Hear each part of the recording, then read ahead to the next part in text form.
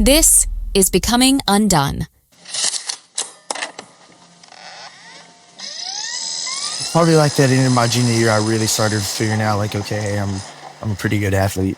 And then so what I wanted to do, I wanted to transfer to Coronado. They were going to be the only 6A in the area, because every kid thinks going to 6A just guarantees you're going to play at the next level. I did that, and everything was going great in my first week of my senior year. But the UIL actually did not let me play sports my senior year. No, I didn't get to play. So you got to think that's coming off my junior year, failing the drug test, then everyone knows, then trying to move my senior year.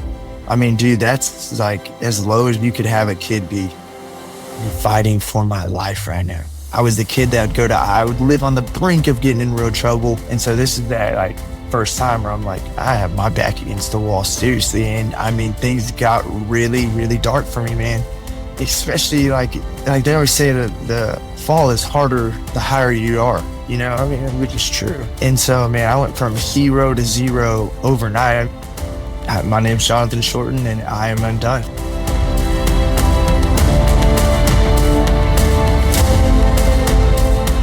Hey friend, I'm glad you're here. Welcome to yet another episode of Becoming UnDone, the podcast for those who dare bravely, risk mightily, and grow relentlessly. I'm Toby Brooks, a speaker, author, professor, and performance scientist. I've spent much of the last 2 decades working as an athletic trainer and a strength coach in the professional, collegiate, and high school sports settings. And over the years, I've grown more and more fascinated with what sets high achievers apart and how failures that can stink in the moment can end up being exactly the push we needed to propel us along our paths to success. Each week on Becoming UnDone, I invite new guests to examine how high achievers can transform from falling apart to falling into place. I'd like to emphasize that this show is entirely separate from my role at Baylor University, but it's my attempt to apply what I've learned and what I'm learning and to share with others about the mindsets of high achievers.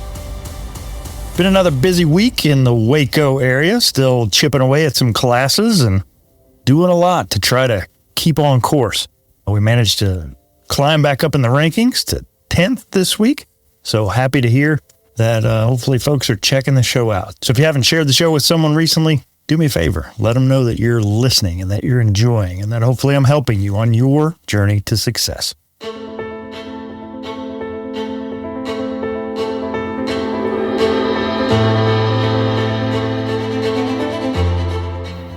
Every now and then you meet someone whose story grabs you by the collar and it pulls you all the way in.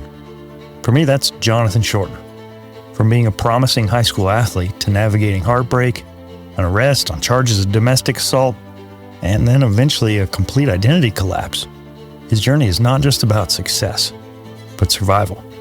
It's about faith, about failing, about getting up and learning who you are when the spotlight dims and the room gets empty.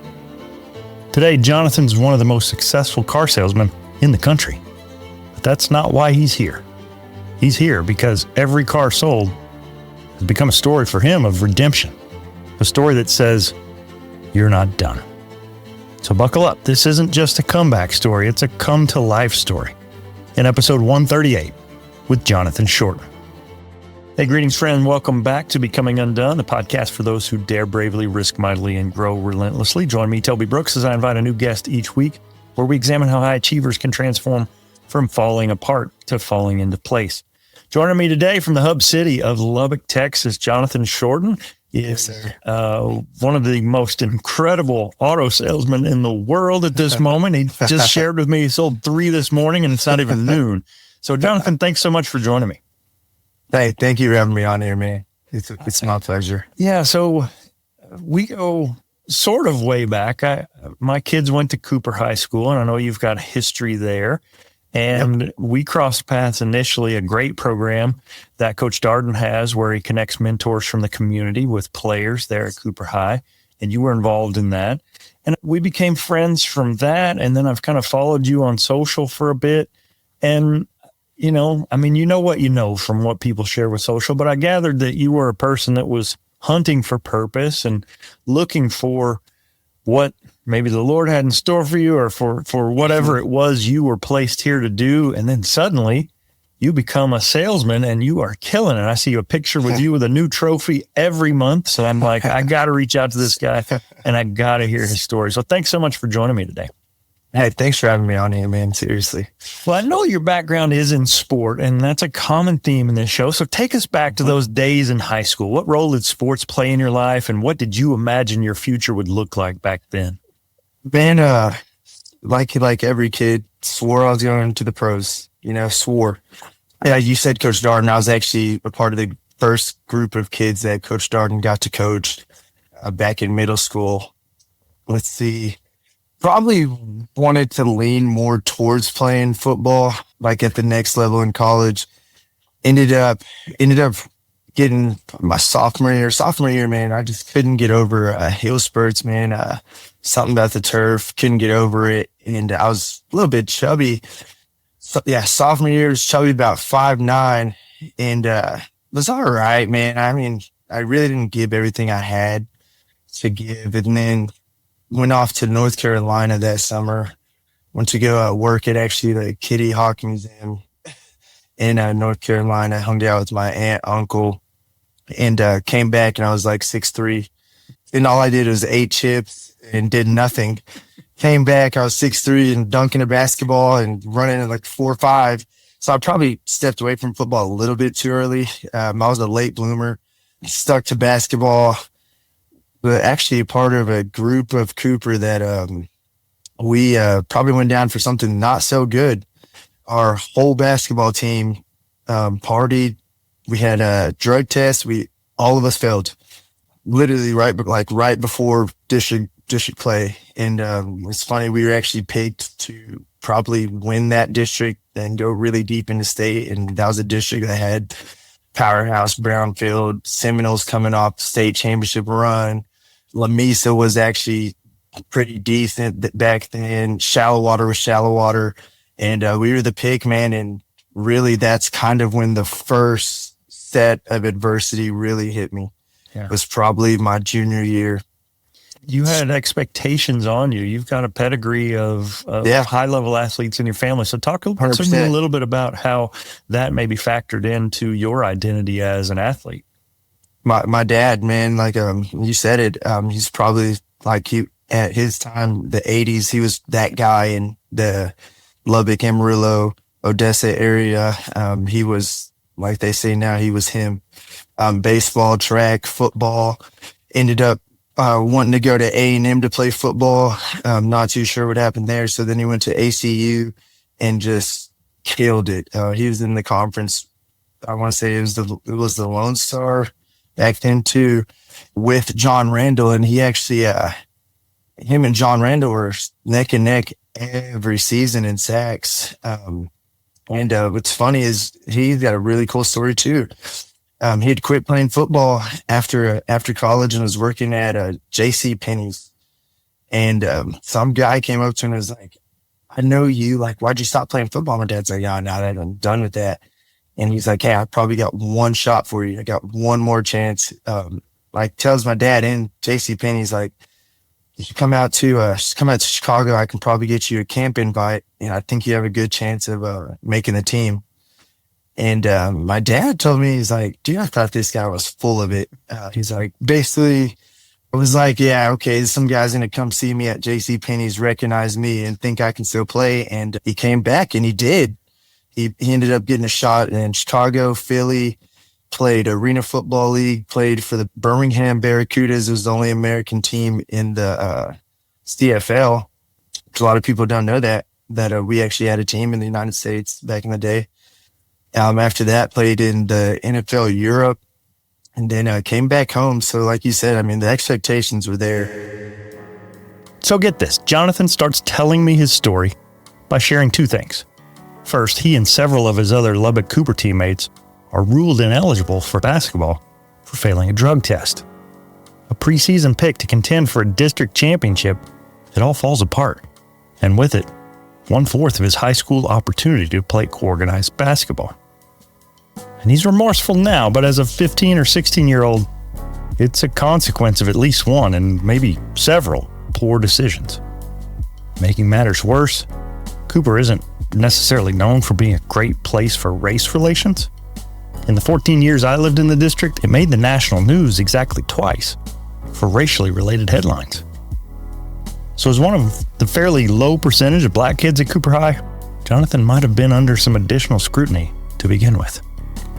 Magnifying that was the fact that he was the son of a former collegiate and professional athlete, Oscar Shorten. In a story that is almost unthinkable, Jonathan's dad is recognized while working in a J.C. Penney. He ends up turning that conversation into an opportunity for a tryout, which he's then able to parlay into a few seasons in the Canadian Football League and NFL Europe, even with the NFL's Philadelphia Eagles and Chicago Bears.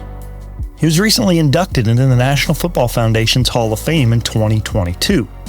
And in researching the background for this episode, I came across a great quote from Jonathan's dad.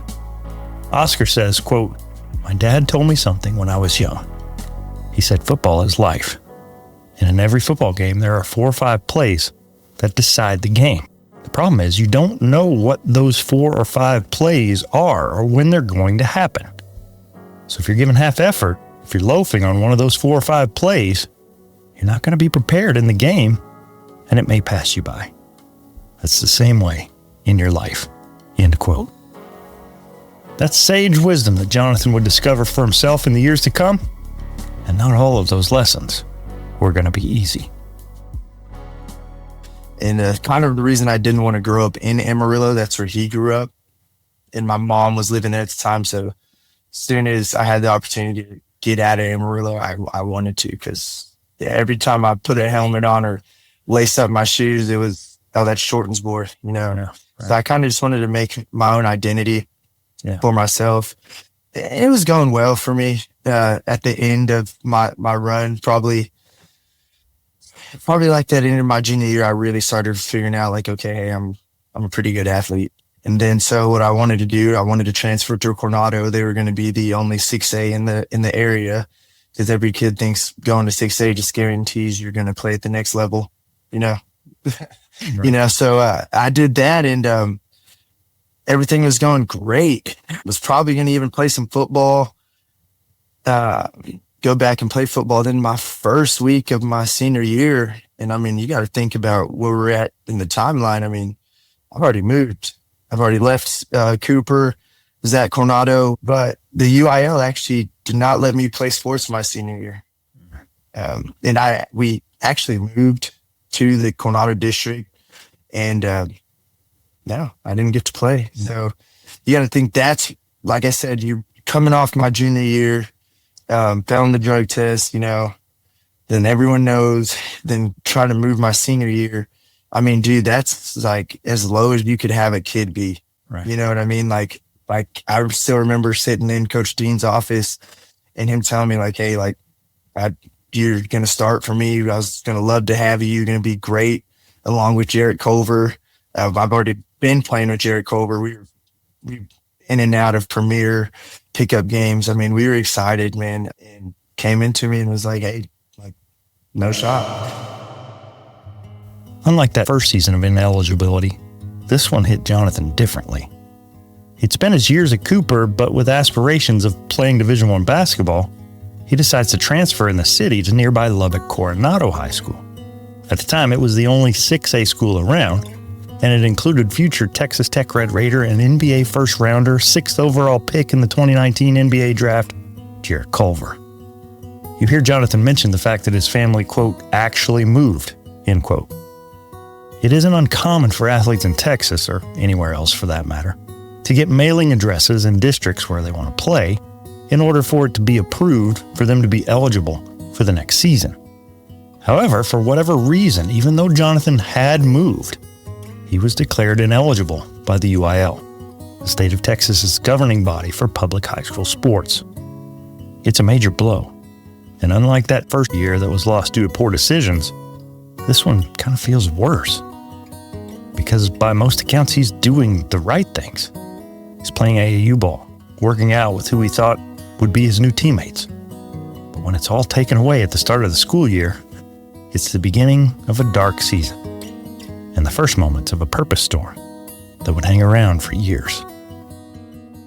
So I still, because of like you said, I've still probably had opportunities to play sports outside of high school. My dad still lined up a bunch of stuff for me to get the opportunity. But man, by that time, I think it's like when your girlfriend keeps cheating on you. Like you might love her.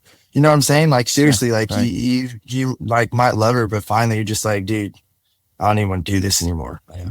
Whatever. Like every which way I was getting the bad end of the stick.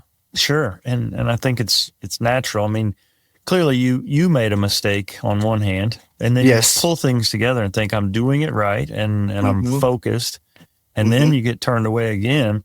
And sports to this point had been a pretty significant part of your identity. When that's taken away, Everything. what does that do to you psychologically? Where do you go and what's the response to that denial by the UIL? Dude, that's something I've never even thought about, but I have your answer. Mask it. You mask it.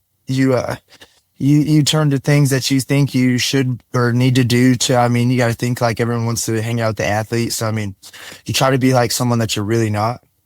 And like, that's actually a really good question. And I've never thought about that, but I think I masked it from 2014 to about 2018. You know, I didn't have an identity. I wasn't Jonathan the athlete. I wasn't the smartest kid, school smart. I feel like I have really good street smarts, but I mean, I wasn't great at taking tests, you know. I mean, so like, man, I was just trying to fit in where I could, you know. I mean, hang out with these group of guys, party with these group of guys. I mean, no direction. Just wanted to mask everything that had happened and not take the accountability. Like, dude, it was me who caused that. I had so much blame on everything else. Like, oh, what if we would have done this? What if I would have done this? Oh, but this person's parents told this person, you know. And like being 28 now, it's 10 years out of high school. Now I can look and say, oh yeah, it's that guy in the mirror. Like, you know, that all was me, you know. It was my decisions. Yeah. And someone asked me like, if I could go back and change it, would I? No. Like, no, it was everything that happened made me like the person I am today. And the word that I'd like to describe myself would be resiliency. Like, you know, like I just, I don't know how to give up. I don't want to give up. I always wanted to be someone, you know. Yeah. I didn't know what I was going to do, but I just knew I was going to figure something out to be someone. Me and my friends always had some type of get rich fast scheme. 100 jobs that we started. I mean, they all failed. You know, you just want the shortcut, but you got to realize like it's the process. Yeah. Like, you know. So candidly, you shared a photo with me that obviously you're not ashamed of it now. It's part of your story, just like you shared. It was a photo at the jail. You had been arrested. Yeah. I'm not quite sure on the timeline there, though. So kind of walk me through the days from graduating high school to when you get that phone call from Coach Poe. What did that in between look like for Jonathan? Okay. A bunch of, a lot of fun. I'm not going to lie. I was having a lot of fun. I met a girl, moved to McKinney, Texas. I had a few friends already in that area. And, once again, I was going to shoot that one last shot to play some sports. I had an in to go try out or play football at North Texas. Just the connections were there. I was actually in phenomenal shape. I was lifting crazy. I was lifting for no reason. That's what's funny. I had no plans to go play football. I was just playing basketball at the rec in Denton with a bunch of kids that played at North Texas. And they're like, bro, do you play ball? I was like, no, man. No, like I'm 20 years old. Like I don't play any ball. And, one of the kids was like, dude, I'm a walk-on receiver, little white guy. He's like, I'm a walk-on receiver. He's like, dude, you need to come play. Like, you need to come play football. And I was like, you know what? I might. Like, you know what? I'm already down here. So I was like, you know what? Why not? Like, I'll give it one more shot. And so this would have been like July, man. July. Moved over there. I was living there probably 2 months. And I just remember like having the time of my life telling all my friends, I'll never go back to Lubbock. I'll never go back to that place. I'm like, oh, I'm so glad I'm out. I'm so glad I'm out. And we'd always go to this bowling alley. And keep in mind, I was 20. I wasn't 21. But I had one of my buddies' IDs who we looked very similar. And we'd always go to the bowling alley. And the bowling alley was in between like Denton and McKinney, somewhere in that area. Not too sure, but it was a drive from our apartment. And one day we pull up and man, we've been going there. I think it was every Wednesday. I think every Wednesday was like dollar you call it. So, I mean, it was Wednesday. We had $20 and, you know, that's all I needed, dude. You know, gonna bowl maybe one game and just hang out. Well, I'll get to the door and the dude's like, hey, we got an idea. And we're like, oh, we always come here. We're like, what's going on? Like, we always come here. And I was like, no big deal. Like, we all go to pull our ID. I do the back pat. I don't have my wallet. And I was like, dude, I'm not going all the way back to get my wallet. Just let me in. The dude's like, adamant. Nope. And my friends, you know, 20-year-olds, like, the right thing to do would probably be like, hey, we'll go back with you. But I do understand. So they're like, yeah, we're not going back over there. Like, bro, just go run and get in, come right back. I was like, you know what? You're right. I still have like 2 hours to hang out. I was like, I'm going to go right back. So I drive all the way back. I think you know where this story is going. I drive all the way back and I pull up to my spot. I mean, I'm starting in there, whipping it in there. And there's a Dodge Challenger in my spot. And there's this old black guy who would always like do like the maintenance at the apartments. And I was like, hey, man, this is my spot. And the dude was like, son, come here. And I was like, dude, I don't have time for this. His name is Reggie. I was like, I don't have time for this, Reggie. I was like, I love talking to you. I said, dude, I got to go up there and get my stuff. I got to go. And he stops me. He's like, you're not going up there to get your stuff, bro. I was like, okay, dude. I was like, I've never had any issues with you, Reggie. I was like, but right now you're tripping. I was like, I'm going up there to get my stuff. I was like, I don't really care whose car this is. I'm like, will you just move it or will you just find out who it is? So when I get back, I can park in my spot. And he goes, that's whoever in that car is in your apartment. You're not going up there. And I looked at him. I was like, wait, what? And he's like, dude, he goes, I'll go up there. I'm going to knock on the door and I'm going to escort who's ever out of there to this car. And you're going to get your stuff and you're not going to say one word to that girl and you're going to get your stuff and you're going to go find somewhere to stay tonight. There's a lot to unpack here, so let me give it a shot. Jonathan is still in the midst of figuring out life. He's in great shape and considering trying out as a walk-on for the football team at the University of North Texas. However, he's still not all in on making great decisions, as he forgets his friend's ID that he's been using to get in to consume, even as a minor. Thinking he'd be gone with his friends for far longer, his girlfriend has a visitor who happened to have parked in his spot at the apartment complex. And here's where a non-believer might say this story gets crazy. A believer might call it God's protection and provision. Either way, Reggie, the maintenance guy, steps in, and he offers to keep Jonathan from what could have been a serious confrontation to both a girlfriend and her visitor. It's safe to say that Reggie, whoever he is, altered the course of Jonathan's life, along with an incredibly timed phone call from an old coach. And so the more ironic thing about this is the night prior to this, I'm getting a call from Silas Polite, 325 area code. I'll never forget. I didn't even have his number saved. Called me twice. Second time he calls me, I answer. I was like, what's up? He's like, hey, it's Coach Pro. I got a summer job for you in Lubbock. And I was like, just exactly how it happened. I was like, I'm coming back to Lubbock. Click. Phone. I was like, dude trying to get me to come back to Lubbock. I was like, I don't even. Then my girlfriend is like, what job? I was like, I don't even listen. I was like, I'm not going back. So fast forward 24 hours, calling back. At about 1 a.m. It took me a while to get my stuff, and I didn't say a word, man. And this story is actually crazy. This is actually one of the reasons not one of the reasons I believe in God, but this is probably my first moment when I realized there is a God. And I mean, this is crazy what I'm about to tell you. So, I mean, I get my stuff and I'm driving back to Lubbock and I'm hauling. And I didn't want my dad to know I was back. I didn't want anyone to know I was coming back to Lubbock. For one, I've been ignoring my dad. Weren't on the best of terms. Did not want him to know. I told him, like, I'm gone. I'm not coming back to Lubbock. Well, I'm already on the way back 2 or 3 months later. and calling Silas, and I'm calling. Finally he picks up. I was like, dude, y'all still got that job for me? I don't even know where it's at. I have no clue. He's like, yeah. He goes, my brother works at Hayes Motor Company. Go over there in the morning. They need a guy to drive the cars around and, pick the lot up and detail some cars. I was like, yeah, dude, I'll do it. I was like, I'll do it. I was like, I'll be there first thing in the morning. So I get there and I'm the lot porter. I'm going to stay at this spot, but I'm going to fast forward a little bit too. I'm already at Hayes being lot porter for about a year. Well, I went back to McKinney to go watch one of my friends graduate.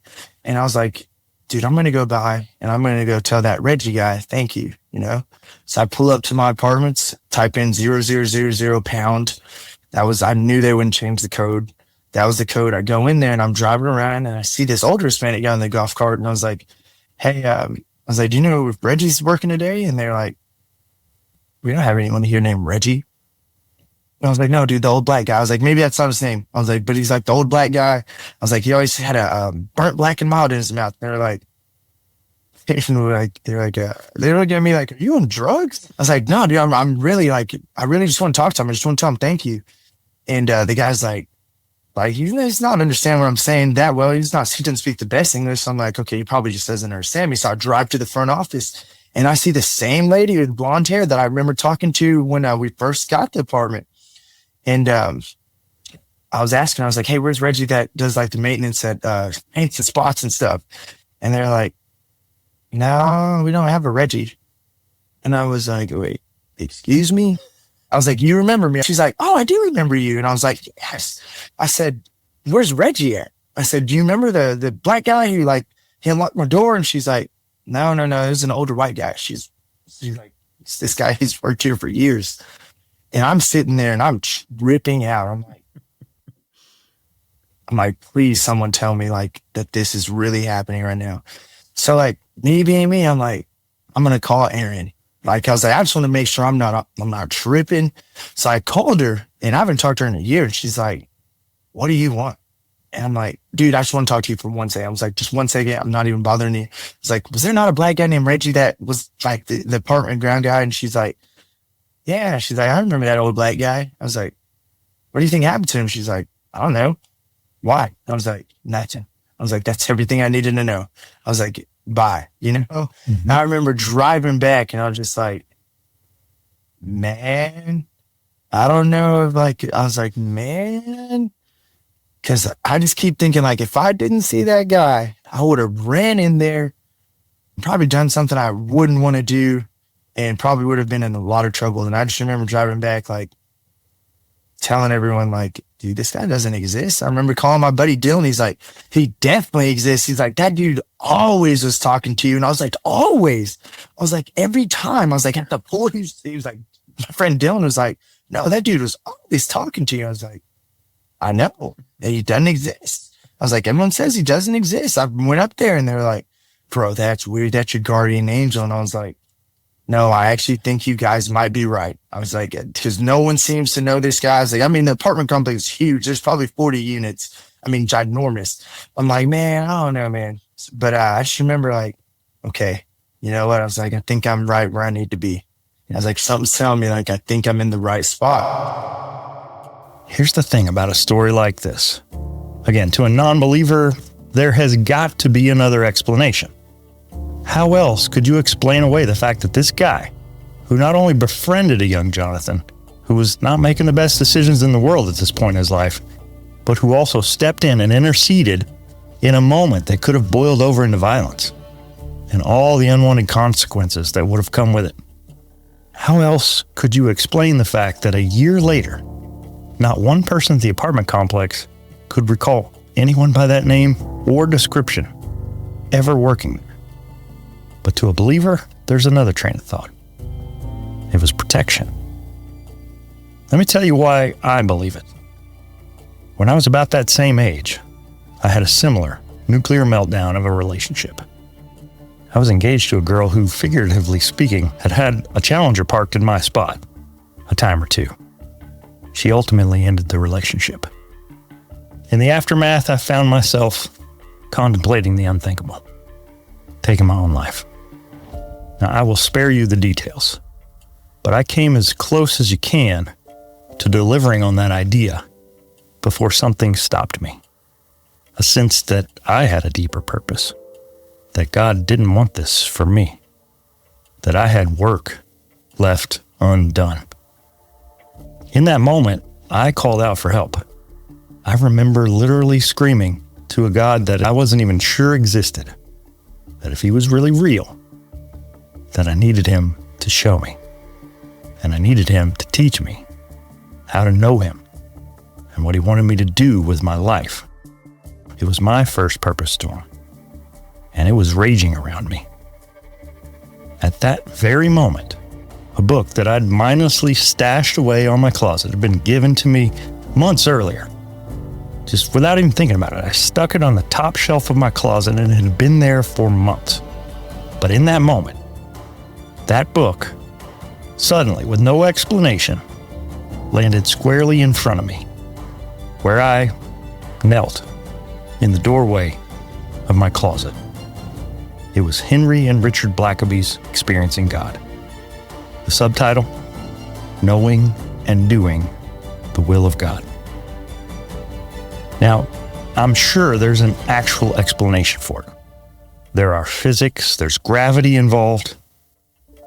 But in that instance, none of that mattered to me as much as the fact that in my moment of deepest need, I'd been offered a hand of grace, a light of hope, and a path to restoration.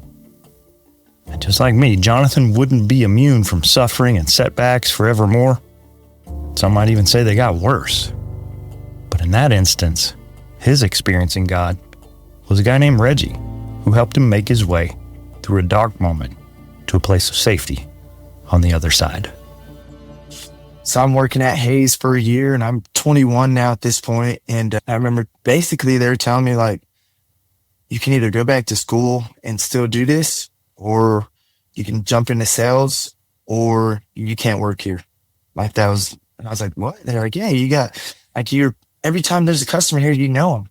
They're like, dude, go back to school and you can work here part-time, or you need to go full-time into selling here, or just leave. Don't work here. And I remember Kyle Porras telling me that, and I was like, all right, dude, I'll give it a shot. I was like, my mom always told me that I shouldn't sell cars. She thinks I'd be really good, and she thinks I'm not going to go back to school. And he's like, no, man, I mean, just try it. She's going to be happy. She's going to be proud of you regardless. I was like, I don't know, man. My mom thinks I'm going to be really good at this, and she really, really wants me to finish school. My mom went to A&M, and I mean, she got in 4 years, four in, 4 out. And I mean, she was that student, you know, she was the person, like, education is huge. And I was just like, man, you know what? I'll give it a shot. I mean, why not? I'm making $9 an hour. I was like, man, I mean, picking up some games, a referee on the side. I was like, really? It can't get any worse. Like, that's what I remember saying to myself. And my first month selling cars, I sold 15. And I remember one of our owners at the time, specifically remember him saying this. It was kind of like shade he was throwing, but it wasn't. It was just like, oh, anyone can do it once. You got to do it again. So I did it again. And I did it again. And I did it again and again and again. In my first year there, first full year selling cars, like, I made 6 figures. And now I'm 21, 22. I'm probably 22, and I'm making decent money. You know, like, this is when everything, like, milk wasn't $12. So, you know, I mean, I was, my rent was still $600. So, man, I mean, I was doing it. You know what I mean? Like, I was doing it. My friends were like, oh man, dude, like, you're killing it. You're killing it. And then the next year, start off the year even stronger. January, February, March, we're going strong. I remember March, I wanted to have a big birthday party, have all my friends. I mean, I remember we had the time of our life, and come back, because my birthday was on a Monday that year. I don't know how I remember this. It was on a Monday, the year's 2020. And I just remember Sunday waking up to, like, a ton of texts, like, can you guys believe the country's going to shut down? Can you believe, like, this is going to happen? Like, I was like, dude, this COVID thing's going to be 2 weeks, maybe a week, and we're going to go right back to normal life. And, well, it was wrong, obviously, but I remember I just bought my first house, And next thing you know, they're like, okay, everything's got to shut down. And I'm like, bro, I just bought a house and spent every dollar I had banking that I was going to come back in April and just kill it. And I was like, oh my God, I'm sitting there like, what am I going to do? Yeah. And I remember calling my mom, and my mom gave me the perfect answer. She goes, you're going to do what you always do. You're going to figure it out. She's like, don't quit. Don't go. Cause I was like, maybe I can deliver pizzas or something. The Uber was kind of just going. I was like, man, I think I'm going to try to Uber. And my mom was like, no. She's like, just figure it out. She's like, you'll figure it out. So to my knowledge, I'm the first person I know that really utilized like Instagram, Twitter, and Facebook to sell cars, dude. I couldn't have people come to my lot. So I started thinking, I was like, dude, I got a bunch of followers on Instagram. Got a lot of people on Facebook, really big on Twitter. I was like, let me just post my cars on here. I mean, let's see how that goes. So I started doing that, and I started selling more cars. And I was like, wait a second, I'm not even going out on the lot to get these guys. I'm just posting stuff and answering my phone. And I don't have kids, so I could deliver any car, and I like doing it. Like, I had people like calling me from Arizona, like, hey, I know your cousin. I'm out here. I know your dad.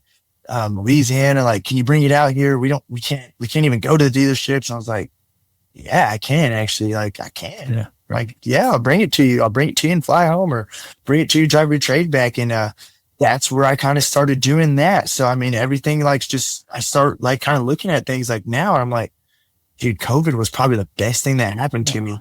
Because, everyone else was like, I'll just go get unemployment. I'll hang out. I'm like, I was like, no, I got to figure this out. I'm like, dude, I finally have big bills, like big bills. I remember at the time I was like, I'm paying $2,500 in bills, dude. Like, I was like, I got to figure something out. Like, I remember I was like, dude, $2,500 in bills, dude. I was like, I'm going to drown. Yeah. So I remember walking in and telling Jimmy, I was like, I'm really going to try to sell 4 or 5 a month, just try to get by. And he was like, you're going to sell more than 4 or 5. Just watch. 20, 18, 20, 18, 20, 18, 20. And November comes, and I'm just realizing, I'm like, I have found a different way how to sell cars. Mm-hmm. Like, everyone else is still thinking you got to do commercials, ads, and all that. I was like, no, you don't, man. You just got to post the car, reach out, remember who, like, oh, this guy likes BMWs. Okay. Hey, buddy, I just got a BMW. You're a real big BMW guy. Got this. Send me pictures. Boom. Send pictures. Yeah. And, also, my clients had gotten used to not having to come up to the dealership. So you got to think, I didn't sell any less cars during COVID. I sold more. Then I just gained trust with my clients. So then now it's just like, like people call me like, hey, I'm looking at this truck. They've already bought from me. They trust me. I'll get in the truck, call them back. Like, it's not the one, and it might be a good moneymaker for me, but I'm just honest. I'm just like, hey, that's not going to be the one. Like, we can find you the one. That's not the one. And they love that. So, I mean, COVID really helped me get into this. And a lot of people are trying to do what I do on the social media aspect. But like, the thing that they don't take into account is like, I really know these people. Right. Like, I'm not some stranger to these people. Like, I ref their kids or coach their kids, been in their kids' life. And I mean, if you take care of someone's kids, dude, I mean, that's all they ask for. That's all anyone wants is you to take care of their kids. And I remember I was that guy who the kids loved having me as a referee. They loved it when I coached them. And I really gained everyone's trust through those kids. Yeah. And that's something I didn't realize. It's all sports related. Yeah. It really, really is. And related to that, something I've seen just in following you on social, initially I did see those, hey, here's so-and-so's 16th birthday. Here's their first car, and you helped them buy that. Yeah. And it was local, and it was definitely community. And in particular, a lot of people I know from Cooper who had gravitated towards you. But then NIL and the transfer portal kicks in Lubbock, Texas, where if people aren't following, there is money flowing through the veins of Texas Tech athletics. And what I've noticed is that you have established a niche for yourself in, even 5 or 10 years ago, student athletes that couldn't afford lunch are now buying 6-figure automobiles because they've got these massive NIL deals. And you're there, and you are connected with them in a way that not a lot of car dealers can have. You've got credibility. You've got some lived experience that I think allows you to connect with them. So talk me through how what you went through and maybe some of your darkest days has equated to a connection point to a clientele that trusts you in a way that maybe they wouldn't if you were me. Yeah, you're not wrong, man. I mean, it's just reality. I mean, people, like you said, it's, I'm a young black guy. I still got enough swag where I'm cool enough to rock with them. I'm almost to that 30-year-old point where they're now starting to call me Unc, which is crazy to me. But dude, the NIL stuff actually, kind of happened as a joke. Like how I kind of got locked in. It's actually a funny story that a lot of people don't know. So I was so into that show, Last Chance U, with Coach Mosey. I mean, I was so into it. I mean, I think I watched every episode the first night. I stayed up to like 6 a.m. Like, I'm not kidding. Like, I tried to watch one, and next thing you know, I'm at the end, I'm like, bro, that's it? Like, that's the end? Like, and I'm just over there, and I'm follow every single one of those guys. Follow them all. And maybe like a week later, I see that KJ Allen is coming to Tech. Because of his grades, he wasn't able to go D1 right off the bat. The rules is you have to do 2 years and graduate from community college, and that's what he's doing.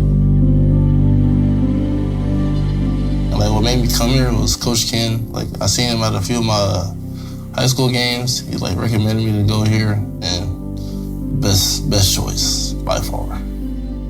We went through it to get him. Met his graduation, and it's 30 national JUCOs there. We don't do enough good in our life to get a kid like that. He's an incredible kid. We don't deserve that. That's just a straight blessing. That's all it is. Like the basketball gods and the Almighty himself, just like, here, guys, here's KJ. Now don't mess it up. The player KJ Allen decommits from USC, and now he's heading to Texas Tech. But Alfonso, I know you were talking about it earlier. Tell us the rundown. Yeah, so basically what happened was actually on his Instagram post, right? When he committed to Texas Tech, he's like, after careful consideration these last 3 weeks with my friends and family, I decided to commit from USC. I thank Coach Enfield and his staff for your belief in me. I wish them the best. I'd like to thank all the schools that have recruited me, and I am very appreciative. At this time, I'd like to announce that I'll be committing to Texas Tech University. So I was like, what? And keep in mind, a lot of people don't know this. The NIL was not it had not started yet. Right. Okay. It hadn't started. So boom, he commits to Tech. First thing I do is go at him on Twitter, hit his DMs. Yo, what's up, man? I see you're coming to Lubbock. Want to have lunch with you. Want to eat with you. I'm a car salesman. I can help you out. I'm local. Anything you need in Lubbock, I got you. I remember sending the message, and my girlfriend at the time was like, bro, this fool's not going to message back. Why'd you send that? Like, he's not going to, like, you look like an idiot. Like, why'd you send that? I was like, I don't know. I was like, he's got mad bounce. And I was like, he's coming to Lubbock. I was like, screw it, I'm going to hit him again. Message him again the next day. Like, hey, don't know if you saw my message, but don't know when you get here. But would love to go to lunch with you. Would love to take you out to eat. Let's hang out. Let's just connect. Message me and says, a lot of people don't know KJ. KJ is the definition of antisocial. Like the definition of he does not want to talk. He doesn't want to do anything. He just wants to chill. That's KJ, so I'm the complete opposite of that. I will talk your ear off if you let me. Like, I really will. And he messaged me back and was like, 2 words, I'm here. And so I sent him my number, like, here's my number, call me. And I'm just sitting there waiting. I send the message. I mean, I'm just sitting at my desk like this, just like, he's gonna call me, right? And I was showing everybody at like work, like, look, he messaged me back. And next thing you know, I get a call from a 310 area code, Los Angeles. So I pick up. I'm like, what's up? And he's like, hey, it's KJ. And I was like, dude, where are you, dude? I'll come pick you up. What are you doing? And he's like, right, I have to ride. Like, come get me. I was like, bro, I'll come get you. Like, tell me where you're at. Come get you. So I drive right over to the cottages and go pick him up. And this is before NIL. Okay. So I mean, this is just some top secret information. I'm going to tell everybody. But, like, I mean, I was already in the plans to, there was something that I was going to do because I was like, this guy's got to, I mean, like, I'm going to be really honest with you. Everyone's motive has something to do with themselves, and that was mine. I was like, I wanted to meet this guy, but I was like, this guy also can put me onto a different platform. He's got 250,000 followers on Instagram. I've never seen that. I was like, man, if I can do this right, this guy really might help me out, right? And so we're just talking, chatting, going back and forth. And next thing you know, like, he's like, bro, I love 2K. I was like, bro, just come over to my house, let's play 2K. So playing 2K. Always we're playing 2K with each other. Then, boom, you find out, like, hey, the college football video game's coming back because they're about to start paying players. The second that happened, I mean, not a lot of people know this. I'm pretty sure me and Jimmy were the first people to lock in an NIL deal with all of the NIL. I mean, that day NIL went down, we met with him and we signed him that day. Went to compliance at Texas Tech. You got to think, nobody knows how this is really going to work. They're telling us, hey, you got to do these amount of videos and y'all can pay him this. That didn't happen. He just paid. I mean, KJ's the hardest person to get a hold of. We tried the video one time, went terribly. We're like, what? Go just take come by the first of every month. Here's the car payment. Come by. Well, with that set up though, was KJ really only trusted me. Like with everything he did, I mean, he was getting all these calls, and they didn't have the NIL agents and handlers at this time. They didn't have that, dude. They didn't have none of that. Like all these dudes that are coming in here with the crooked ties and, the oversized suits coming in there that they just rented to try to represent someone's baby boy. They didn't have that, dude. So I was his agent. So it was me. Like anytime KJ got a call, I was like, dude, just call me and Jimmy, dude. You don't know what you're saying. He had this guy named Coach DeWitt in California who he didn't know what he was doing. And I worked deals for a living. And how we kind of got locked in with KJ, like locked in, was one day at Velvet Taco. One of the dudes in there, like one of the managers, recognized him as like, can I get a picture with you? And I'm just like, no. I was like, KJ, don't take a picture.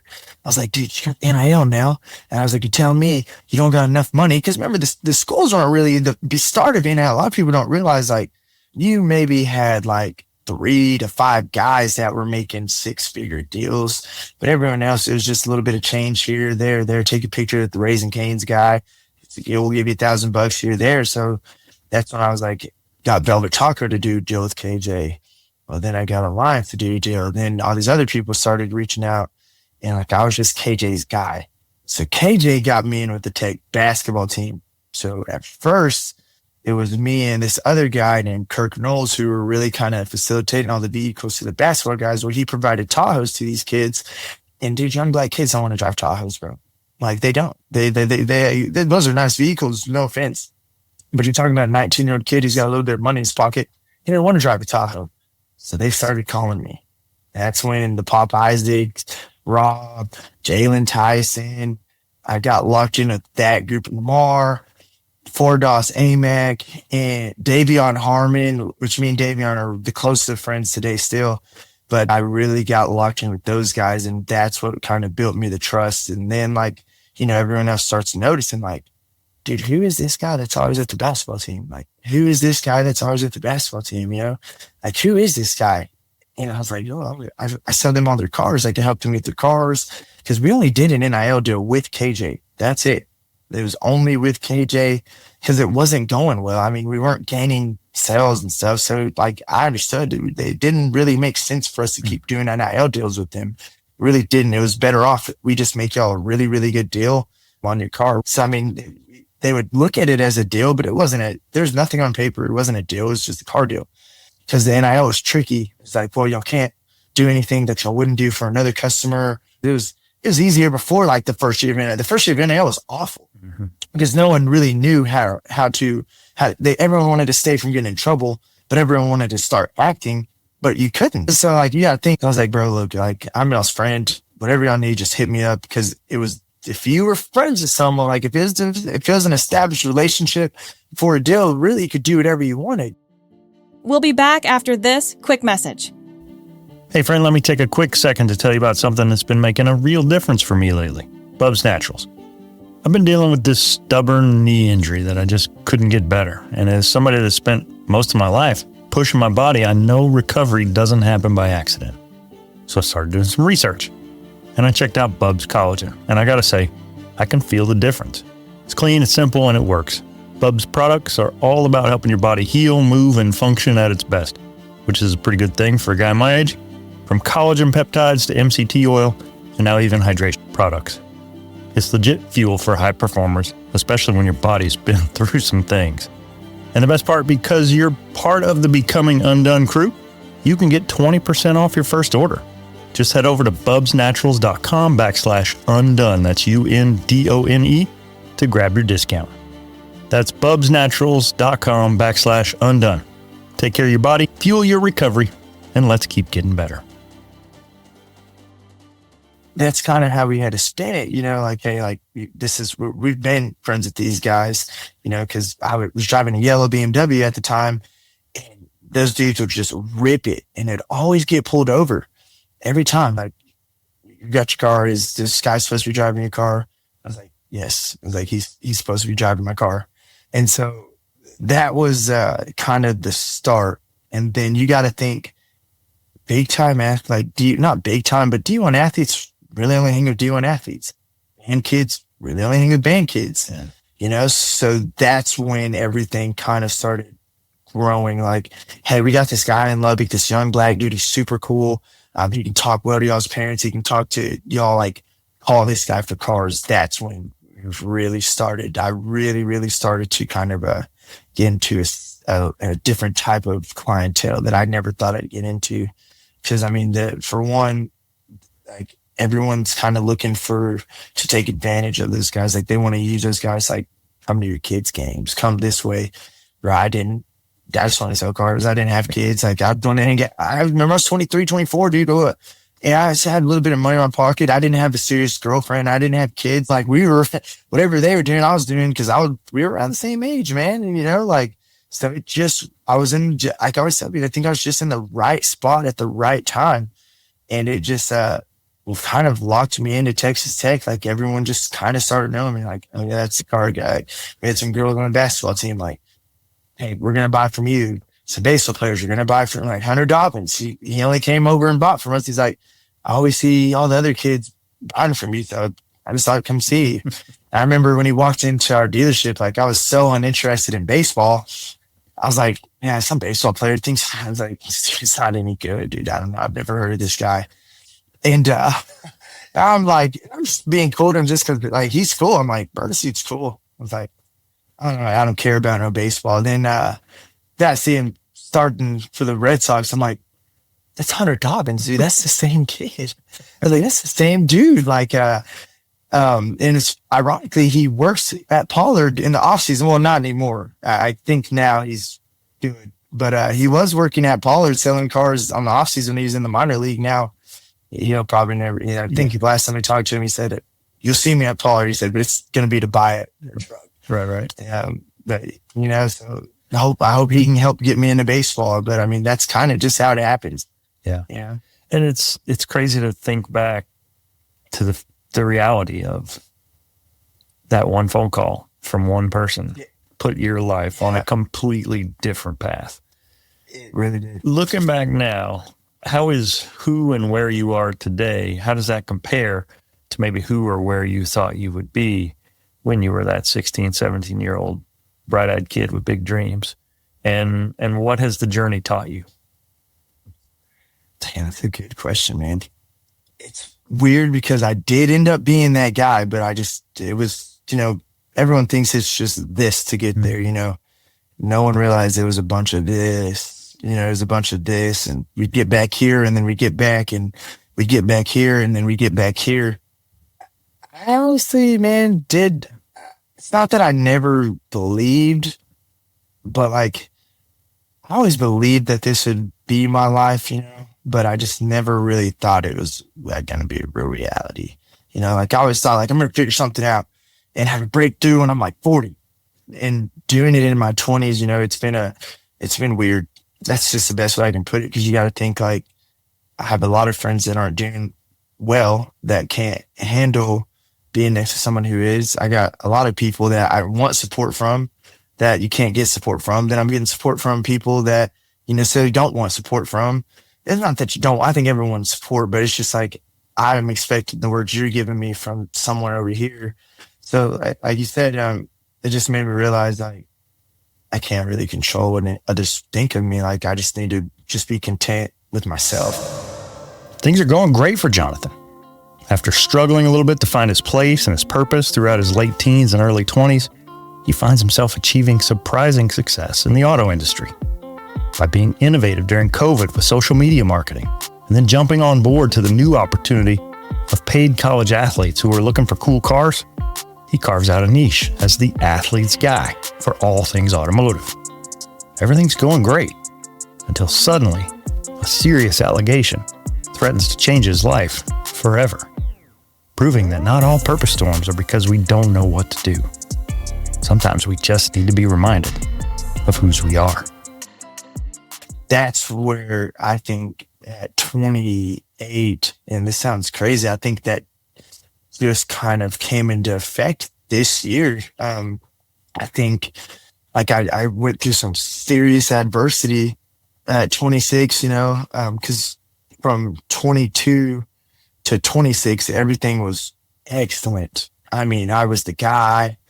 I was hanging out with people I never thought I'd hang out with. I'm partying with Michael Crabtree, who's my idol. And you know, like I'm doing stuff and I'm just like, dang, dude, I didn't think like this would happen. Like, you know, and, you know, you get so caught up in like the high, like you don't even recognize like, dude, I'm not being a great person to other people.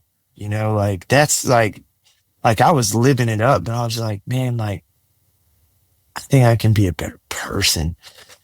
And, you know, and then you hit that adversity when you get so high up. And a lot of people, like, when you get there, everyone wants you to see, everyone wants to see you fail, you know, and when you show them that you're just like everyone else, you're a human, you make mistakes, you get caught in the wrong situation, around the wrong type of people. Like I was just as vulnerable as everyone else. And I didn't know that, you know, I was like, I'm on the top of the world. Like whatever, like I'm being this POS to this girl, like, oh, whatever. I'll just go date this girl. And cause she's at work at night and I'll never get caught and I'll party. And then you realize like, oh, you know, I wish I would have grabbed myself and put myself back with God instead of have to go through adversity where God makes me find him again. You know what I'm saying? I'm thankful for it now. Yes. I really am. I really am. So take me there if you're comfortable with it. You have this moment where everything's going well after things didn't go well. And there's kind of this cycle repeating where things are going well and then they don't. And then things are going well and then they don't.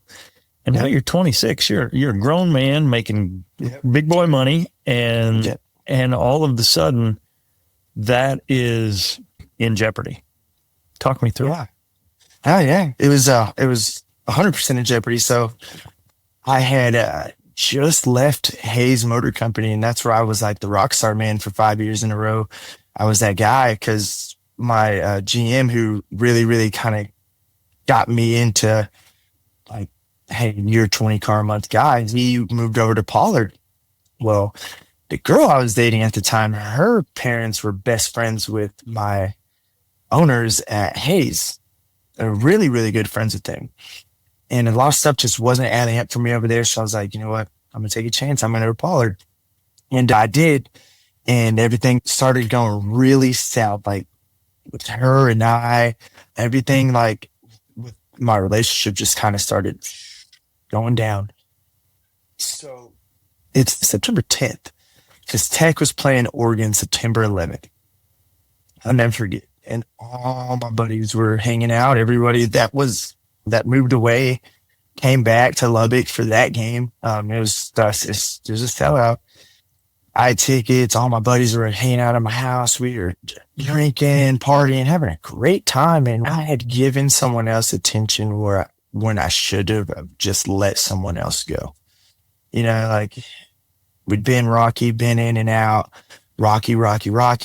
And, man, we get back together and everything just didn't feel right to me. And instead of like being real about it, like I was just like, you know what, like I'm just going to do this and find something else while I'm doing this, you know, which is, once again, it's my fault. Like I do take accountability for that. Like I take full accountability for that, you know? And so I fall asleep and all my buddies are at my house. I mean, we sit up late. Like, I mean, we get back to my house 2, 3 a.m., start laying down, go to sleep. And I have my dog, her dog's there, all my friends in my living room, and wake up, man, and do the pat like that. Oh snap, where's my phone? I'm like, you know, where's my phone? Okay.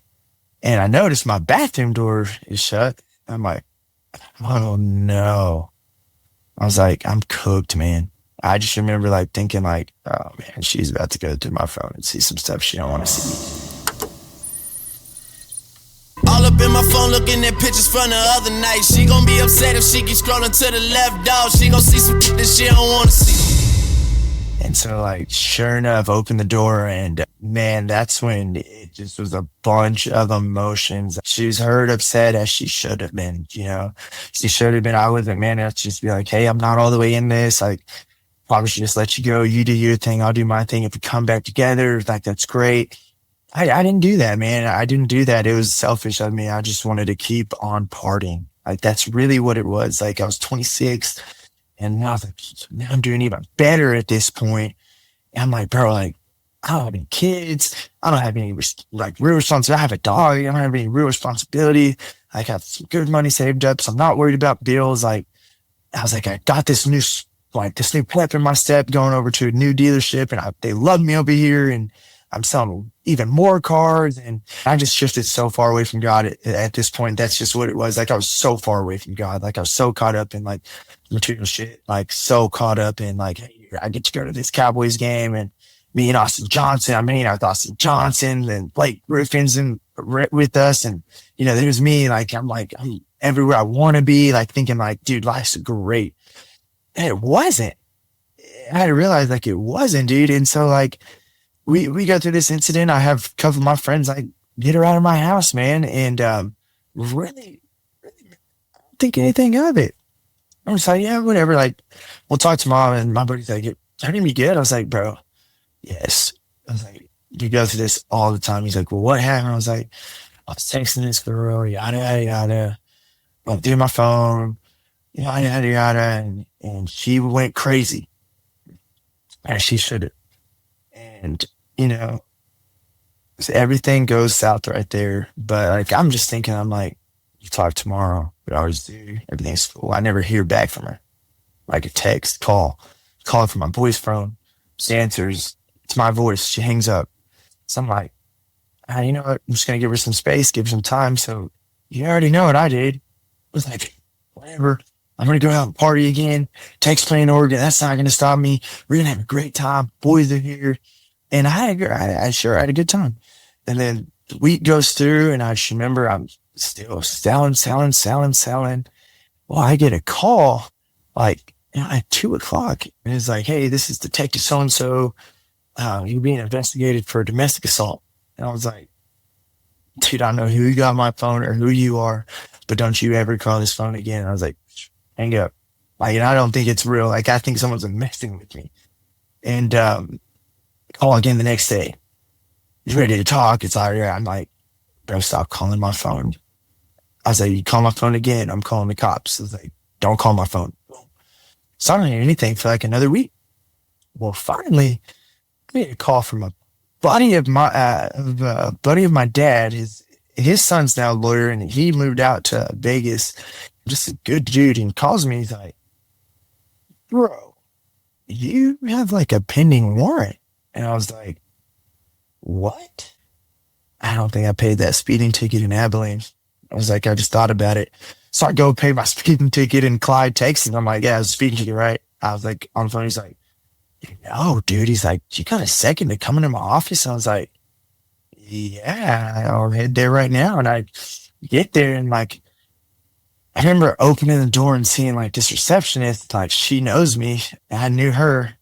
And like, she just gave me this look. I was just like, he's like, okay. And I remember going sitting in Troy's office and sitting down with him, and like I could just see in his face, like he's just like, "You good?" And I was like, "Are you good?" I was like, "Yeah, I'm good. What's up?" He's like, "Bro, you have a warrant for domestic assault. Like they're about to file on you any day." And I was like, "What?" He's like, "Yeah, bro. Like you're about to go to jail, man." I was like, "Wait, what?" So you gotta think, like, I've always been able to like get out of stuff, you know? So I'm sitting there, I'm not even worried. I'm like, sorry, I'm not even worried. Call this friend, call that friend. Everything's gonna be okay. Let me know what you need from me. And he's like, yeah, okay, whatever. So then I get back to work the next day and my GM comes up to me. He's like, I need to talk to you. And I was like, okay. Like, cool. Like, I'm doing a great job. Like, what's up? And I could see it in his face. Like, it's like, it's in a good conversation. He's like, I need to talk to you. So I go sit down and he's like, what's going on? And I was like, what do you mean what's going on? You know, like, I kind of know, but I'm just like, I want to hear what he's got. I want to hear what he's got to hear. He's like, oh, everyone's saying that I have a guy here that's putting hands on women. He's like, I have a daughter. Like, he's like, if that's what's going on. He goes, can't work here. And I'm sitting there, I'm like, wait, what? I was like, so this is real? So I'm showing him like, hey, like, this is what's going on. Like, okay, like, I am getting accused of this right now. Like, this is what's going on right now. And yeah, keep in mind, I've only worked at Pollard at this time, May, June, July, August, 4 months. So like, I'm not the guy that's like, this dude's going to be our top salesman for 2 years. He's going to have a month or he's going to sell 50 cars. We're going to keep this guy, you know? So like now I'm sitting there like, they're like, hey, well, you need to go home. Like, you know, like you need to go home. You can't really be here until we kind of figure out what's going on. And he was like, this is serious. Yes. He's like, this is one of those things. He goes, if you take a conviction for this, he goes, you're probably gonna have to go back to school, dude. Like he's like, you probably won't be able to work in the car business. He's like, you're not gonna be able to work here. Well, we'll tell you that straight up. And I was like, oh no, this is serious. Like this is really serious. So I had to touch for like, hey, like, love you to death, man. I got to find some really, really good representation. And so find a really good lawyer. So I get with new lawyer and we're sitting there and it's him, it's his wife, it's me. And I got my mom on the phone and like basically, like he's asking me like, hey, we need to know about like, we need to know from point A to point B, like what happened. So I tell him and I'm like, he's like looking at me, he's like, okay, I need the real story now. And I'm like, okay, I know you don't know me, man. I said, that's the real story. He's like, all right, tell it again. Tell it all over again. And I mean, word for word, timeline, word for word, everything's the same. And he's looking at me, he's like, okay, he goes, this is the last chance. He said, just tell me he's like, I'm your lawyer, dude. He goes, I need to know. He goes, I need to know everything. He said, I need to know when this happened, what you did. So I tell him one more time. Finally, he looks at me, he's like, okay, that's the same consistent story every time. He goes, something's not adding up here, dude. He goes, something's not adding up. He says, that's not enough to be filed on. He goes, we'll do everything we can to get them to not go through with this. Keep going. We're 3 days into this, and then they come out the news article like, oh yeah, it's not about me, but they're just like, the DA's office is backed up months and months and months, and cases following on, you're not going to be seen in years. I remember watching that specifically. I was like, dang, I'm gonna be doing this for a long time until we can get this over with. Yeah, and then 2 days later, all of a sudden, like, I get a call like, hey, yours is up to the front, like they filed on you. I'm like, I just watched the news case, like, hey, that's them saying they're 2 years backed up. Just watch a police officer literally like go through something way worse, got it on body cam, used his own weapon, and like they still haven't filed on this guy, and it's like 6 months before me. So I'm like, so that's when I figured out. I was like, oh my God, I'm about to get screwed, aren't I? He's like, Yes. He said, you may be innocent. He said, but man, we are facing, it's you versus, and this is my favorite line. He said, it's you versus 20 people who hate you. And I was like, oh, great. So I'm just like, I'm backed up against the wall. Like, I don't know what to do. I'm about to lose all my clientele. Like, this is the worst thing. This is probably the Me Too movement. Like, this is probably the worst thing that you can probably be accused of. Like, if it's one of them, it's definitely in the top 5. You know what I mean? But you get through a situation like this and people just automatically take whatever they can get and just run with it. And you keep in mind, I put myself so high up on a pedestal where all my business was just open, and it left me so vulnerable. You know, I mean, I was such an easy target to come at, you know, because, I mean, like I said, I put myself out there so like everyone knows who I am. So I ended up knowing someone that could get me checked into the jail, and I wouldn't be on Lovett County mugshots. And she's very adamant, like, no one ever gets our stuff. You're going to go in and out, and we're rooting for you and all this. And I was like, okay, cool. So I go in, go out, go back to work, sell 3 cars. Like, nothing ever happened. Like, nothing happened. Like, I'm still like, I mean, I am losing my mind every day, like, just waiting on good news. Who's waiting on good news? And like a week, maybe 2 weeks later, one of my buddies calls me, and I haven't talked to him forever. I was like, what are you on, man? He goes, you're on that page. And I was like, what? And immediately, my phone, people think it rings when we do a good special. Man, I mean, my phone just, yeah, I'm getting advice here, there. And people text me, what do you want me to do? How do you want me to defend you? What do you want me to do? And I'm just like typing all this stuff, and I get a call from my dad. He goes, hey, I just want to talk to you. He goes, silence can never be misquoted. Don't say anything right now. He's like, don't say anything. Is the people that love you are going to defend you? He said, people that don't aren't. He said, he goes, but what you can't see and you can't hear can't hurt you. He's like, put your phone up and you just go to work. And he goes, it's okay. He goes, he said, you're about to be dealing with something that you've never dealt with. He said, this is going to be good for you. I was like, this ain't kind of going to be good for me. He goes, yes, it is. He's like, yes, it is. This is going to be great. He's like, this is going to be the best thing that ever happened to you. And I was like, Dad. It sure didn't seem like it in the moment, but Jonathan's dad offers some much needed advice and perspective when it seemed like everything he'd built was crumbling around him. Things had been going great, maybe a little too great. Partying, hanging out with athletes and celebrities, money flowing, lots of girls. Then suddenly, caught in some actions he admits today were selfish and that he shouldn't have been doing. His relationship with a girlfriend craters. Thinking it would blow over like it always did, he keeps on doing what he'd been doing. But in the weeks and months to follow, he's brought up on charges of domestic assault. Once the news of his case hits the internet, Jonathan finds himself in danger not just of losing his job, but of never being able to work in the car business again. Maybe even being locked up, losing his freedom. Maintaining his innocence from the beginning, he seeks out legal counsel. But it is perhaps the words of his dad, Oscar, that ring the most true. Quote, this is going to be great. This is going to be the best thing that ever happened to you. End quote. It would take some time for those words to ring true, but there's no question it was a wake-up call that Jonathan needed to get his life back on track. But he wasn't out of the woods yet. I'm fighting for my life right now. I was like, I've never been in trouble. I was the kid that I would live on the brink of getting in real trouble. And so this is that like first time where I'm like, I have my back against the wall, seriously. And I mean, things got really, really dark for me, man. Especially like they always say that the fall is harder the higher you are, you know, I mean, which is true.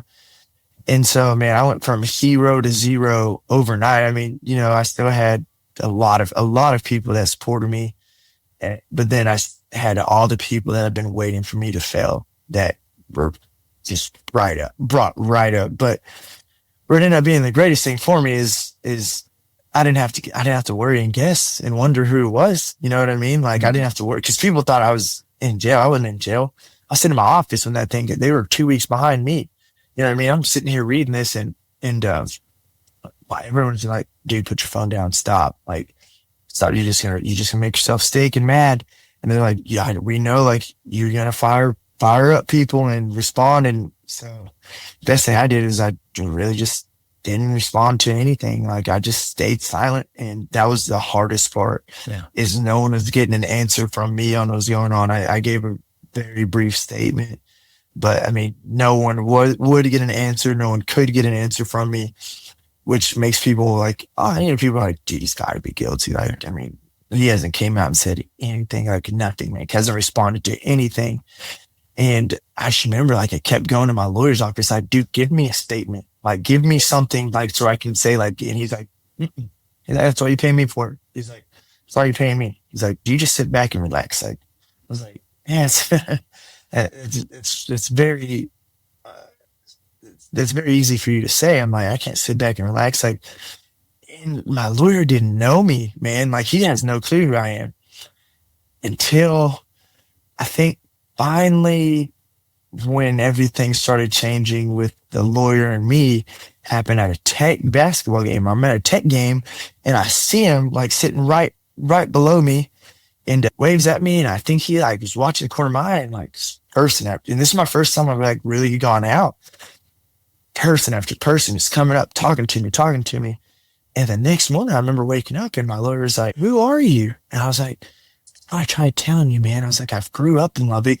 Everyone knows my dad. Everyone knows me. I was like, bro, I picked you because everyone said you're the best. I was like, I need you to be the best right now. And so everything kind of started to change. He started working really, really hard for me. I really realized what we were up against.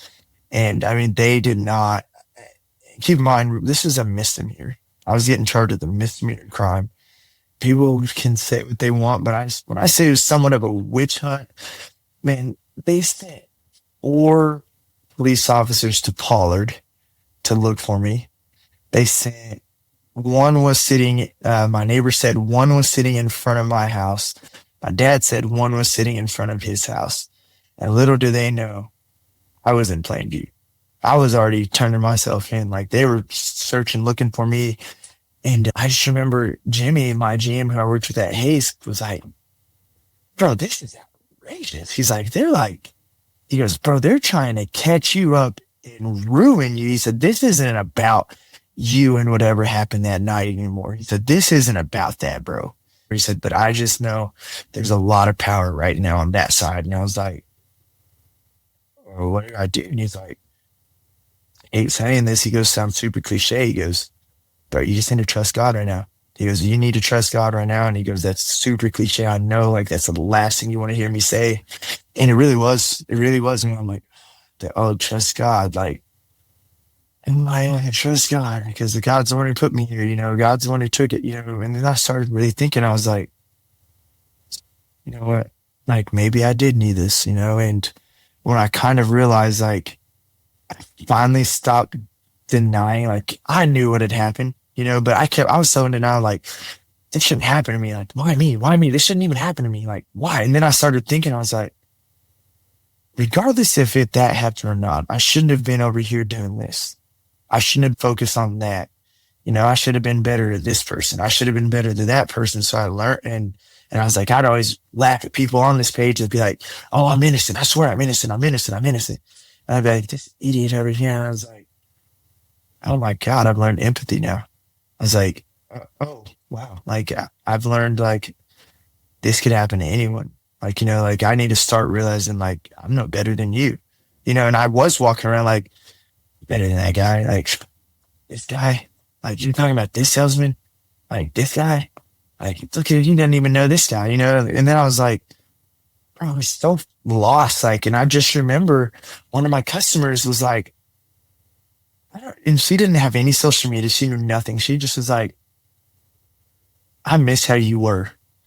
I was like, what do you mean you miss how I was? She's like, I remember the first time, like, you bought a car for me, like, you were just so authentic and you just cared and you really asked. I remember, she's like, I remember you asking us the week later how the car was and how much that meant to us. And I remember when you asked us how our son's doing, and I just was like, regardless of what happens, I'm going to go back to being that guy.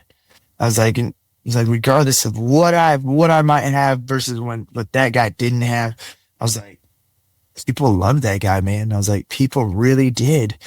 And I just like really took some steps back and really just focus on positivity. A lot of people don't know this either.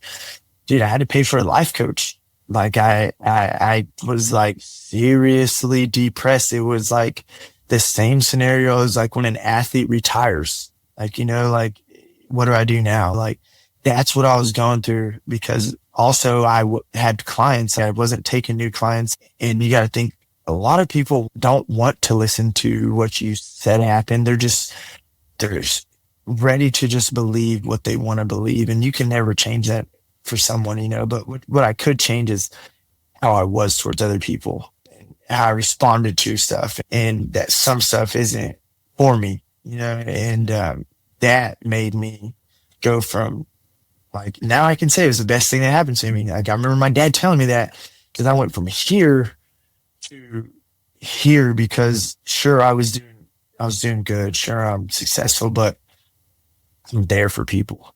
That's what's important to me, is regardless of what I have, like, I want to give you someone that you can call, like, for anything. And I have your back, because I only got through what I was going through because people had my back, and I just wanted to be that for everyone else. Now, like, I see someone on that page or someone's going through something, I'm the first person that calls them, hey man, I just want to let you know I love you. Like, dude, have you not seen what they're saying? I don't care what they're saying about you. I don't care about what you did. I mean, that's horrible.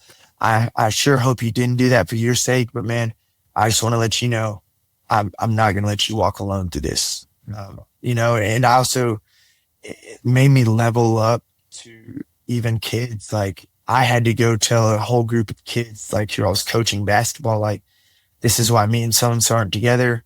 This is what y'all have seen. This is what happened. And I was their hero. And, you see your hero's cape fall off. I mean, you get upset.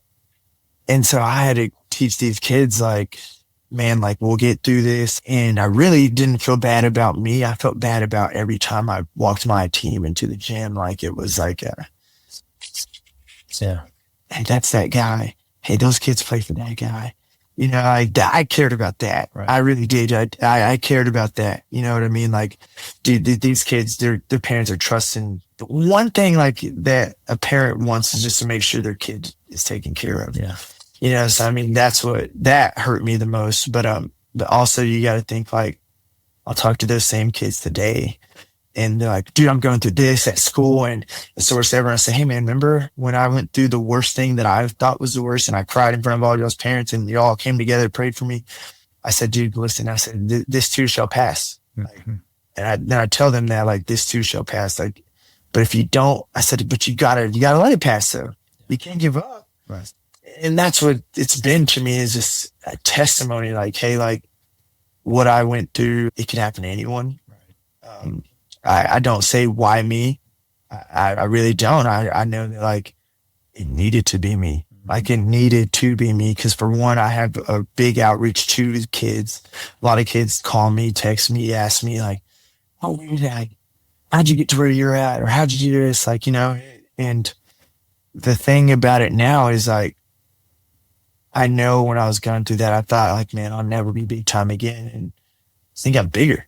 Like, I think I got better. Like, I'm better, because for one, like, I'm doing everything I do, but now I'm doing it with the power of God. Like, now I know I have my number one fan that's always with me, and it's really, really been the best. I can't believe I'm saying this, but it's been the best thing that's happened to me. Right.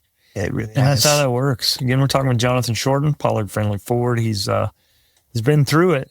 I'm reminded of a saying that has given me peace when I'm in it. And that's, a smooth sea never makes a skilled sailor. And understanding that those storms and those trials and those adversities force us to grow in ways that ease and complacency and, things just going exactly according to plan never could. And I see that. I mean, when I log into social media, you're always sitting in front of a new trophy. It seems like another 50-car month. So clearly it has pivoted you.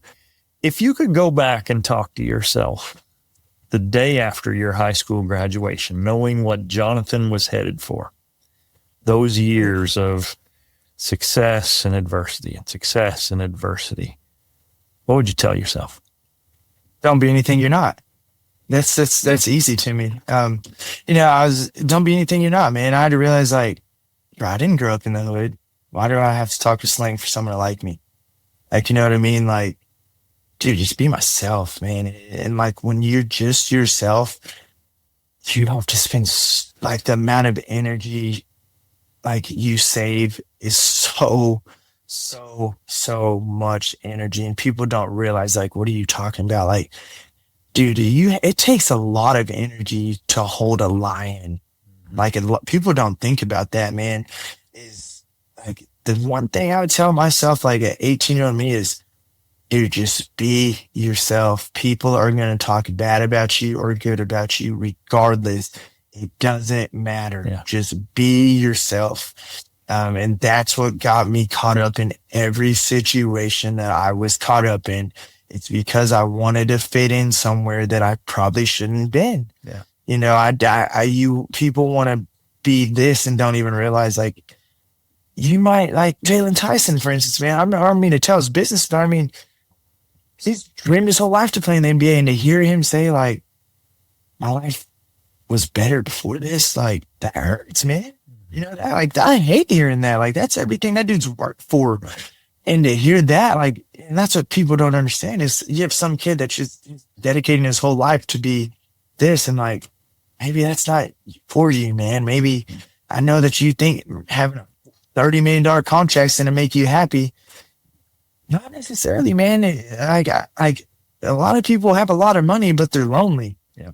And I think if you ask someone with a lot of money, would they trade good friends for money? I think they're going to say yes. I think bro, loneliness will kill you. Yes. But the one thing I would tell myself, like, and it's a great question. I do get asked that a lot, is like, dude, just be yourself, man. Like, just be yourself. Like, might not be cool enough to hang out with some group of guys. Like, and, dude, this guy was, he didn't talk like us. Like, yeah, I had two parents that are both highly educated, and I never realized. I was like, okay, that's probably why. Like, I do have good grammar. I do speak well, but I speak great. You know, I was made fun of it playing AAU basketball. I'd bust your ass still, but they'd still make fun of it. You know what I mean? And, like, the cool thing is now I'm just like, dude, all those guys had something to say, like, that, you know, I'm not ever saying I'm rooting for your downfall, because I'm not, but I'm just like, looking out, like, I can talk to anyone. Yeah. I can talk to anyone and everyone, you know what I mean? Like, and I'm respected by a lot of people. Like,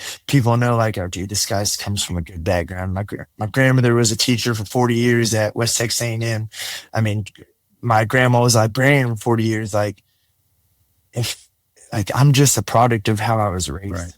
And you just have to understand, like, it's okay if people aren't going to understand. Sure. And they don't have to, and they're not supposed to. Yep. You know, and that. Well, your phone's been blowing up while we've been here, so I want to land this plane. I know you're busy. You got things to do. I got two left for you here. I love music and the emotions that it can represent in ways that words can't. Yes. If we were to watch a montage of your life, what song would you pick to play in the background, and why? Kanye West, Can't Tell Me Nothing. La, la, la, la, wait till I get my money right. I had a dream I could buy my way to heaven. When I awoke, I spent that on a necklace. I told God I'll be back in a second. Man, it's so hard not to act reckless. The song starts off, I had a dream I bought my way to heaven. I woke up and spent it on a necklace. Mm-hmm. You know, I mean, dude, that's my song, man. That is my song right there. I tell myself, if I ever met Kanye West, like, you didn't realize this, but you wrote that song for me. Like, I was tell him that, man. Yeah, definitely that one. Yeah, love it. Well, I dropped those into a playlist. I've got basically like a mixtape of all my guests that I put in. So that's a question I ask them all. What for Jonathan Shorten remains undone? Ooh. Man, dude, still like, man, that's a good question, man. I think I've really mastered a lot on, like, my career. Like, I think, like, I've gotten to where I want to be. I think what lies next for me is still want to be a better person, man. I still want to be able to say no when I want to say no or need to say no. I still want to be better in my personal relationships. Dude, I think that's the one area where I think if I can figure that out, I think I can be as complete can be. I think I'm on a good path, but I mean, I would love to get to the point where I can tell the devil no a lot easier. Yeah. I think that's the one place where I can, I have a lot of room. I think a lot of us have a lot of room to grow there, but I don't think a lot of people are just ready to admit that to themselves. Yeah. Yeah. All right. If listeners want to connect, where can I send them? Drop the socials. Now, dude, at J Shorten on everything. It's JSHOR10, J Shorten. If you get it. Gotcha. And then Jonathan Shorten on Facebook, man. And you can find me anywhere on there. All right. I'm not, Deion Sanders said, I'm not hard to find. I commented on that today. I saw a quote. Shadur said he had tried to call Deion before his game and he didn't pick up. I said, for the first time in his life, he was hard to find. Thanks again. I really do appreciate your time. But it's been tremendous. My name's Jonathan Shorten, and I am undone. What Jonathan reminds us of here is that reinvention isn't reserved for fairy tales or second chances. It's a choice. It's a decision you make when you're sitting in the dark with nothing left to prove and everything left to build. Now, you might not sell cars. You might have never been arrested. Chances are you felt stuck. You've looked in the mirror and asked, is this really it? The answer, if you're willing to do the work, is no, friend. It is not. You too are undone.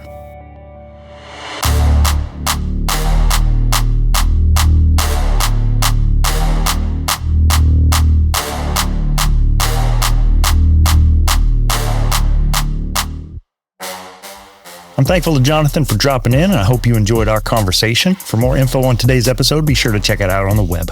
Simply go to undonepodcast.com/EP138 to see the notes, links, and images related to today's guest, Jonathan Shorten. I know there are great stories out there to be told, and I'm always on the lookout. So if you or someone you know has a story we can all be inspired by, tell me about it. Surf on over to undonepodcast.com, click the contact tab in the top menu, and drop me a note. Coming up on the show, I'll be taking off next week to visit the kids back in Lubbock. But the week after that, on October 18th, I've got Silicon Valley entrepreneur Ileana Golan, who transitioned from an Air Force career into a successful startup founder, only to wake up one day and discover she'd been removed and locked out from the company she'd founded. Hear how she turned that experience of devastation and starting over into a $10 million comeback, and the work she's doing today as the founder of Leap Academy. Then I've got my inspiring conversation with Quang X Pham, the Vietnamese-American businessman who became the first Vietnamese-American to earn naval aviator wings in the U.S. Marine Corps, and then he went on to found multiple pharmaceutical companies. This and more coming up on Becoming Undone. Some exciting news this week. I'm launching my new coaching business, and I'd love to help you. You can go to undonepodcast.com/survey where you can complete my totally free State of Your Life assessment. After you fill it out, I'll generate a personalized report to help you dial in on what's working well, what needs work, as well as some strategies for success as you continue your own comeback, your own rebuild, or your own reload on your journey to success. It's totally free, totally personalized, my gift to you, my friend and listener. And while you're there, you can click on that subscribe tab on the top to sign up for my free newsletter that I produce most weeks. It too is always free, and it's built to help you pursue better every day. Becoming Undone is a Nitro Hype creative production, written and produced by me, Toby Brooks.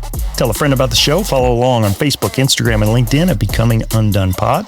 And follow me at my new socials handle. They're all the same now. At Dr. Toby Brooks. That's DrTobyBrooks. That's on Facebook, Instagram, X, LinkedIn, TikTok. You can also check me out on Linktree at linktr.ee/Dr. Toby Brooks. My brand new website should launch this week as well at drtobybrooks.com. And TBH, I think the doctor part is pretentious. I kind of hate it, but it was the only related handle that was available across all platforms. So, sorry about that. Listen, subscribe, and leave me a review at Apple Podcasts, Spotify, iHeartRadio, or wherever you get your podcasts. Till next time, friend, keep getting better.